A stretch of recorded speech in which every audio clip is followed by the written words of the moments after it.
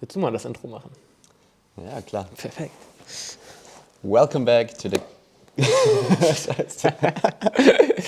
Wie heißt der Calisthenics Coaching? King of Weighted Calisthenics Coaching Cues Podcast. Ich sage ja, der Titel ist ausbaufähig. King of Weighted Calisthenics Coaching Cues Podcast. Okay. Welcome back to the King of Weighted Calisthenics Coaching Cues Podcast. I'm Alois, this is Michael, and we are your hosts today. And we're going to talk about elbow pain in the pull-up. So a very general topic that many people of you are probably familiar with. And as this is a very, very common problem, we will give you a couple of reasons why this happens and a couple of solutions on how you can go about it. And yeah, one of the primary reasons why most people get elbow pain from pull-ups is... Starting with number one, which is also probably the most common one that we are experiencing in our coaching, and that is an unstable shoulder. That might sound a bit like, okay, actually we're talking about the elbow, why is the shoulder a problem? The shoulder and the elbow are of course connected in many ways, and if you have an unstable shoulder, then the prime movers of the shoulder joint, so for the pull-ups, the lat, the teres major, all the big pulling muscles around it, they cannot do their work pretty good because the shoulder is unstable, and so the brain does not allow you to exert a lot of force on that joint. Meaning, if the shoulder is shut down a bit, the elbow needs to take over a lot of work. And so what you see, or what we see in our coachings a lot, is that so an unstable shoulder results in a very arm-dominant pull on the injured side or on the unstable side. And if you're pulling dominantly with a structure that is not used to do all the work, inflammations are just across the corner, so just around the corner. And that actually is really reason number one. And what are we doing about it? We're fixing the unstable shoulder and teaching the proper technique to stabilize the shoulder. And that solves the elbow pain in a lot of cases without additional rehab work for the elbow. Because when you're fixing the origin of the problem, you do not need to fix the symptoms. Of course, not in all the cases, we're just giving examples, but that is the most common reason that we're seeing. Then, number two, some of the things we often see with our competitive athletes. Overloading of the structures is definitely one of the main reasons. We're talking about the muscular capacity or poor muscular capacity and the muscles surrounding the elbow joint. So if you're using a false grip or a semi-false grip for your pull-ups, you're actively engaging the forearm muscles. And if those muscles are not trained well and they can't endure those heavy loads, then smaller muscles surrounding that muscle will take over. And these smaller muscles are not just made for withstanding those loads. Therefore, the easiest way to get over this is to strengthen the triceps, the biceps, your forearm muscles, so you have a good basis surrounding the joint, and then you also can withstand higher workloads. And also for the competitive athletes out there, try not to overuse really the false grip, because even though you have very strong structures, you have very good muscles, there will always be a too much, and try not to reach this.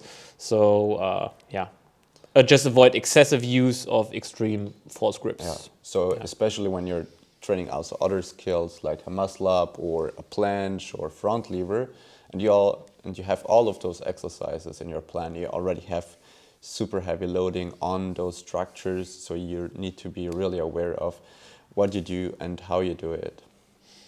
Exactly. Then, basically that is now the extended reason number one. And elbow pain often is referred to a very arm dominant execution of the pull movements. So you can say that even though the technique, like from the outside, looks very good, the athlete is able to stabilize a lot, it can be that he just overloads his elbows by not being able to willingly contract the other muscles. So we have athletes coming into the coaching and they have the limiting factor of pull-ups, also other pulling exercises just in their elbows. And they are not sore in the lats. They do not feel their back. They have like no, just a bad mind-muscle connection to the pulling muscles. And as I said in reason number 1, if you just incorporate certain structures, whereas other structures that should help do not help, you can just overload all the structures in the elbow, which definitely then can lead to inflammations, and inflammations can lead to pain. And by just teaching an athlete with the right accessory movements, with the right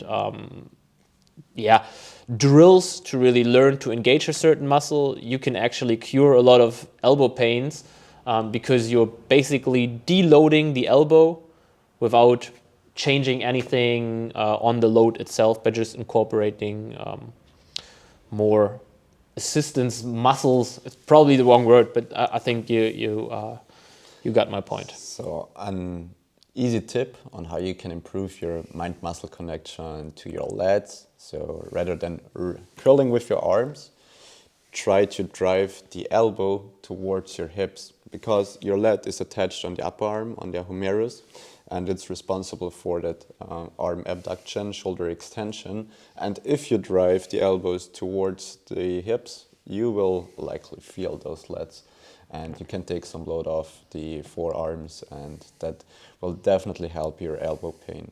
Yeah, so summing up, if you never had a massive DOMS in your lats, you should definitely overthink your life choices and book a consulting call immediately, because that is a problem.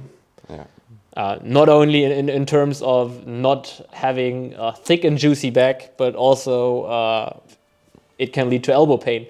So make sure to get coached. Then last reason that we're going to tell you today is the horizontal closing of the pull-up. That is something you need to explain.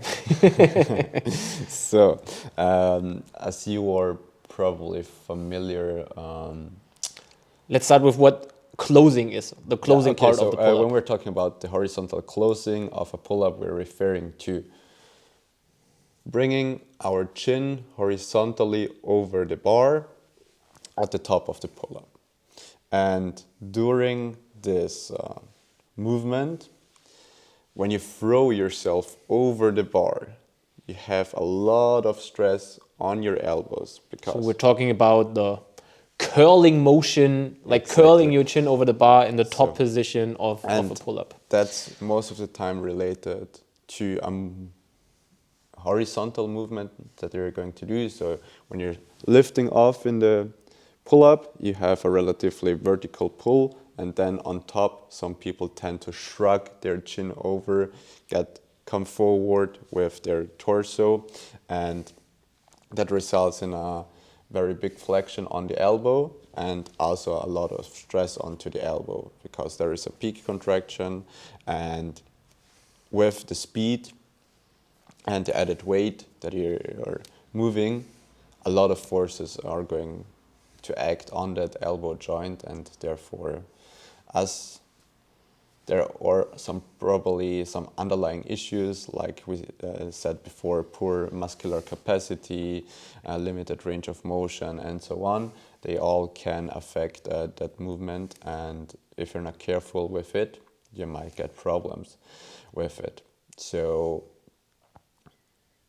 what can we do about that? Summing that up, the main thing before you're thinking about rehab programs, going to the physio, is get yourself into the proper execution of the lift. Because if you really learn to stabilize the full range of motion, loading it up reasonable with a mind-muscle connection to the muscles that you actually want to use, then you can avoid a lot of, and the most cases is of elbow pain from scratch. So that is really the number one thing to do. And if you already have the pain, then of course see a physio, get your diagnosis, let him or her check what's going on, and then book your consulting call again, because we're gonna fix it. So, but in general, a controlled and properly executed pull-up does not come with elbow pain. If done right. It shouldn't come with elbow pain. So, a bit of, discomfort here and there, that's not what we're talking about. Like, everyone experiences this can happen. We're really talking about pain, and especially chronic pain is something you should not accept. You should just, don't accept it. That is something that is easy to fix in most of the cases. It just takes, a bit of setback, a bit of proper programming, proper technique, and then you're done with it, and you can train pain-free again. So never accept this, and stay tuned for the next episode. Yeah, looking forward.